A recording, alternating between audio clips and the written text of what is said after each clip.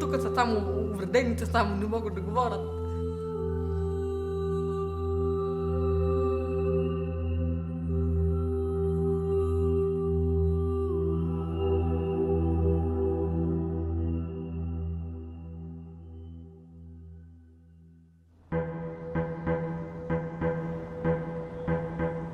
Bulgaria is one of the newest members of the European Union.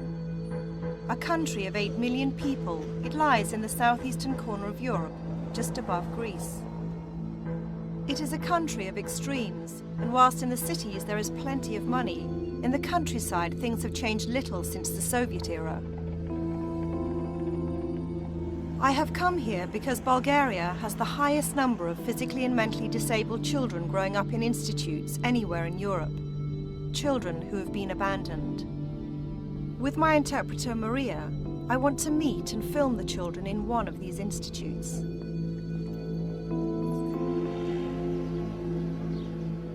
Mogilino is a remote village in the hills of northern Bulgaria, an hour from the nearest town.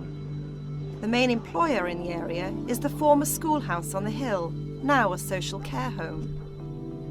75 mentally and physically disabled children live here. It is the autumn, and for the next 9 months we will be filming life behind these walls.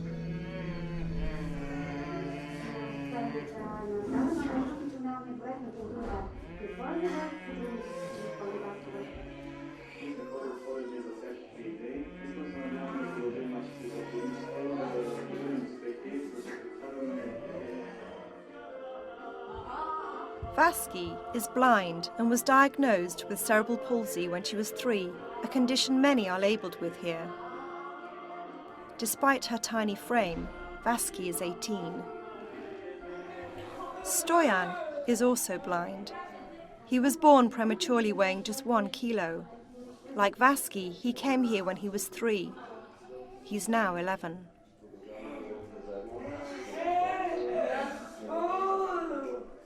Vaski and Stoyan's lives have unfolded entirely within this room since the day they arrived. Does she have any parents? Abandoned. Because of her blindness? No. Yes. Over half the children in this room were abandoned by their parents. Their only disability is their blindness. And the doctors say that's it? Yeah. Do you believe that there's nothing that can be done for her? Не знам. Don't know. Не знам. Ами, самите й стави вече, тя на години не е малка, а самите й стави почнаха вече да се изкривяват, отслабват, така само кожата, така и куколки долу. Do you believe that she doesn't walk anymore because she can't, because her legs won't take her weight? Да. Тя можеше да ходи, можеше.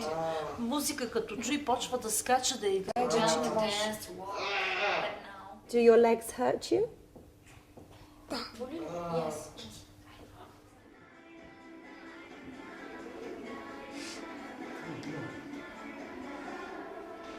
The children rock endlessly through each day.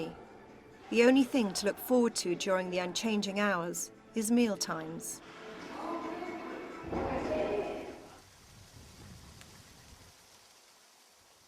Milan has been at Mogilino for 14 years, since he was 5.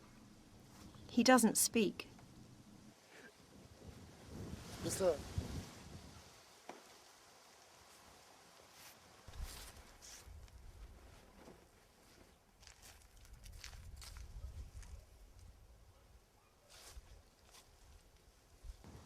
He has never had the chance to learn as there is no education here, but Milan fills his time by working for the staff, and at least by helping out with the laundry he gets outside, while the others remain confined within the building.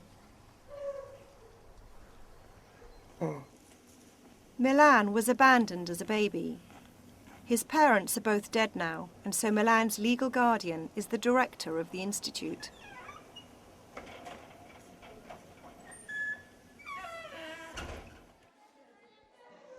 Didi has recently arrived and is trying to adjust to her new environment.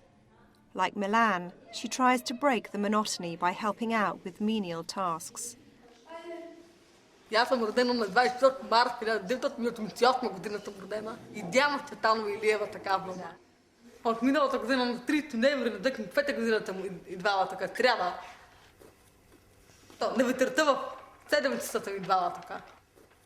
Didi is mildly autistic, but otherwise normal. Обичам да ходя на училище, обичам. И там математиката ми любимия предмет. Късите такива стихотворения да ги. А дългите са ми трудни, дългите романи да ги има.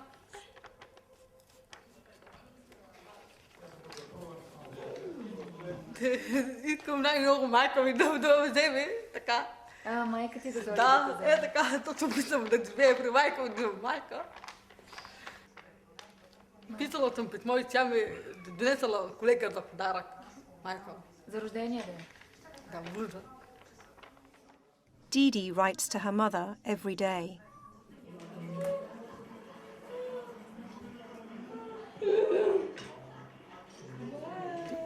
Did she reply to your letter, Didi? Не ми отговорила, тя разбра какво е така. Да.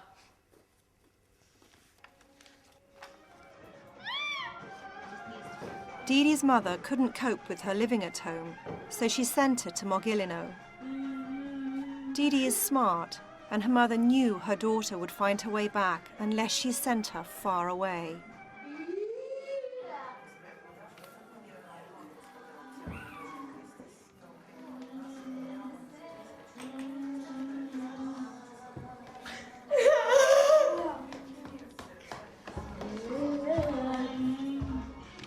Никой не иска да си играе с мен. Ами те не могат да говорят те така, те са глухите. Не могат да си играят нищо така. Тук никой не може да говори, тук са само увредените, само не могат да говорят.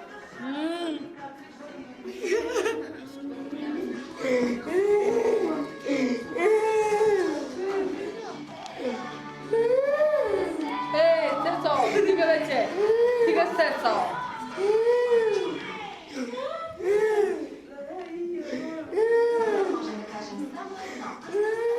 The children here are classified as non-educable, children who are not capable of learning, so no education of any kind is given.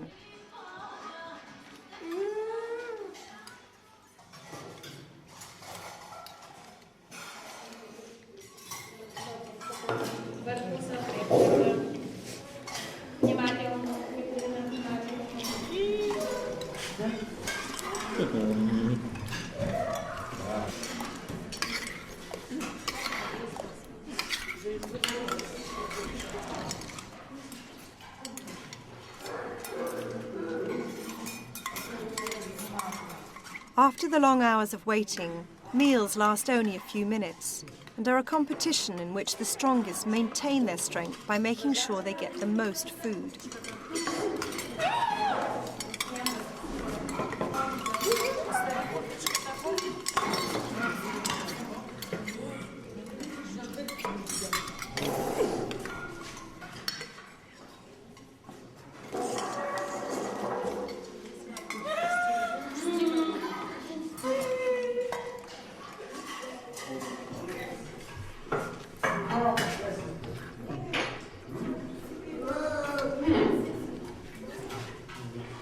There is a clear pecking order amongst the children.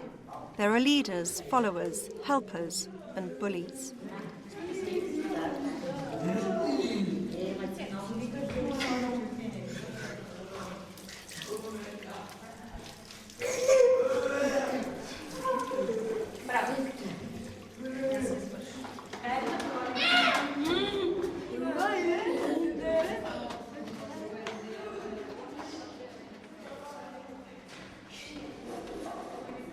Because Milan knows the ropes, he stays on when the others have gone and scoops up any leftovers. He then hides whatever he finds and gets them later when he is hungry. In the daytime, the majority of the children just sit and rock. The TV usually blares out with the staff's favourite soap operas.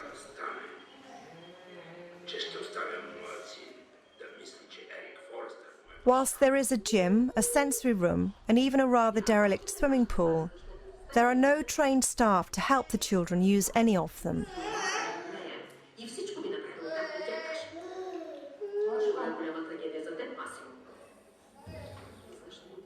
A third of the children living here are labelled as bedridden, a term used by the staff for the children too weak to leave their beds. They receive no physiotherapy or any other treatment for their conditions and no specialist care. Most of these children are a lot older than they look, but due to the bad diet, they simply don't grow. Their bodies are tiny and desperately undernourished. Because they are never moved from their beds, their limbs have wasted away.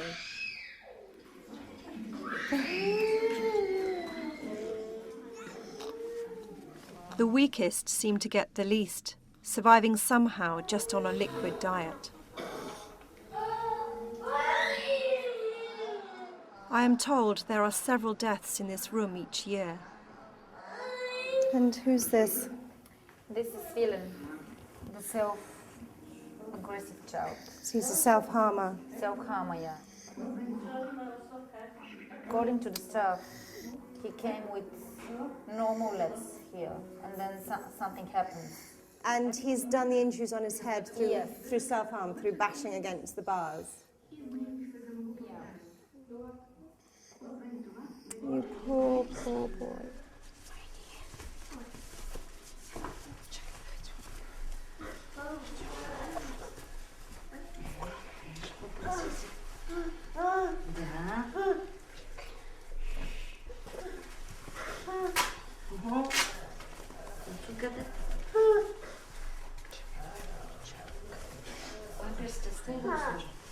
Не слагай, после ще ги отделим нататък. Защото някои са напълно сухички.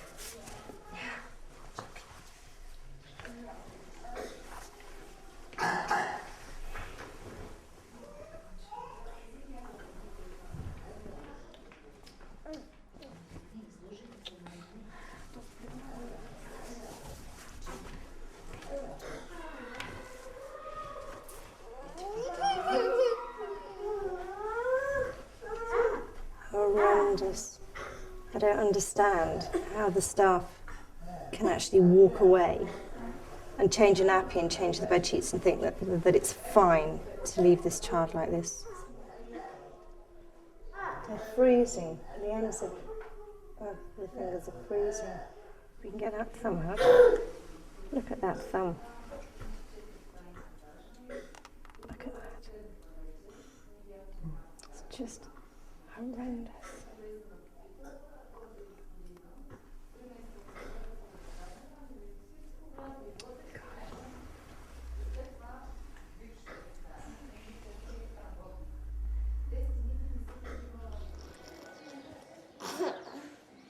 Why are children in care allowed to live and die like this?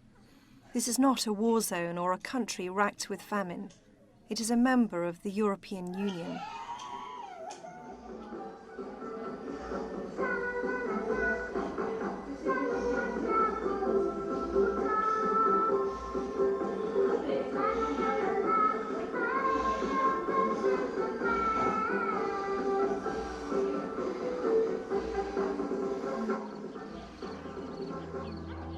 As another day draws to an end, the staff hand over to just a single worker. This person will be in charge of all 75 children for the next 12 hours.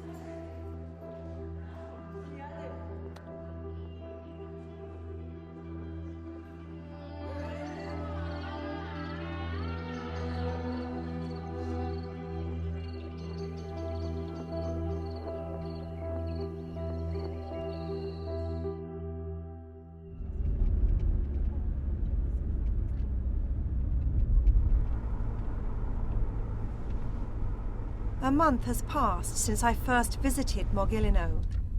This time I want to arrive unannounced shortly after dawn to see how things really are.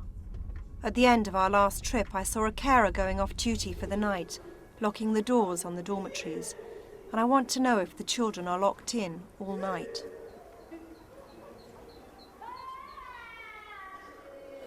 Something that really disturbs me is the fact that I think these doors are locked at night. So in here there are 4 bedridden children, severely disabled children. They're locked in there all night. And the second room is down here, which has got at least 15 children in. And the last time we were here, it was locked. And it is again. Nobody attends to them all night.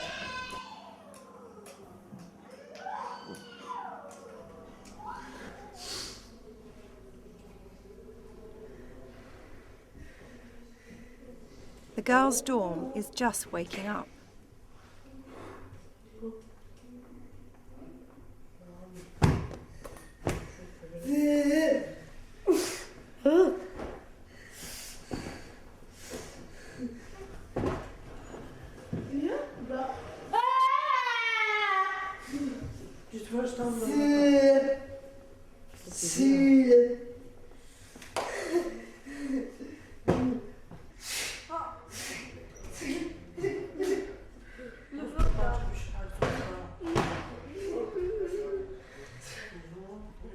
Whilst all the other girls are naked, Didi chooses to be dressed. She has managed to hang on to a small purple handbag of her own, where she keeps a few precious things like her hairbrush and combs. No one else has any possessions of their own. Some don't even have their own bed. The vast majority of the care workers in the institute are women, and yet here, in a room full of naked adolescent girls, the person in charge is a man.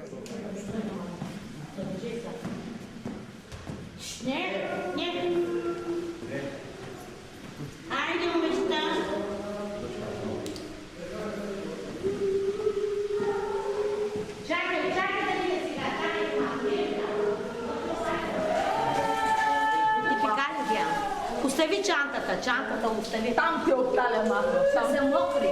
Много там моля остави тук. Искам без да се река днес, нали? Айде, махто, тук. A second man is now showering them.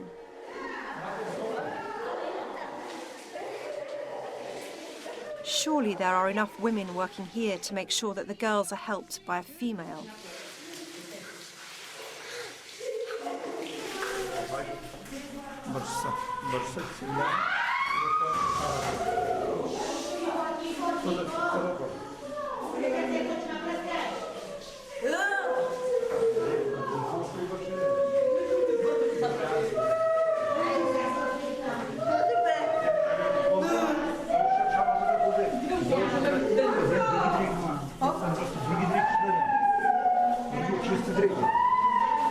I later learned from Didi that they all normally dry off without towels, but because I was here, they were given sheets to wrap up in.